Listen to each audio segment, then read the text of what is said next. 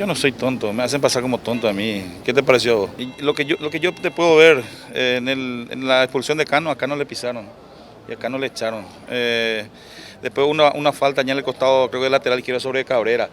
Le pateó, sonó desde nos damos y no cobró el penal. Y cuando uno habla así, le pasa como tonto en la tele y yo no quiero ser, o sea, que no que quiero ser tonto. Yo no soy tonto. No sé, a nosotros nos cobran y después no nos devuelven. Y para mí el tercer gol fue una barbaridad.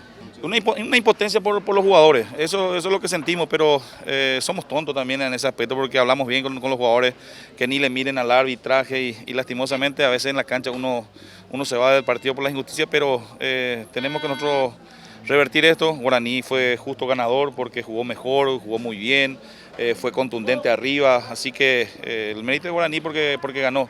Solamente que a veces golpea en el vestuario las injusticias porque tratamos siempre de ser un equipo competitivo y si te dejan con 10 hombres de esa manera no puede ser competitivo. Y sí, hace 3 fechas que estamos boludando en ese aspecto. Nosotros teníamos grandes oportunidades de estar ahí arriba y creo que nos falta un poquito más de actitud, un poquito más de trabajo y tratar de salir de esta racha que es importante, son 3 partidos y hay que ganar como sea ya en el próximo.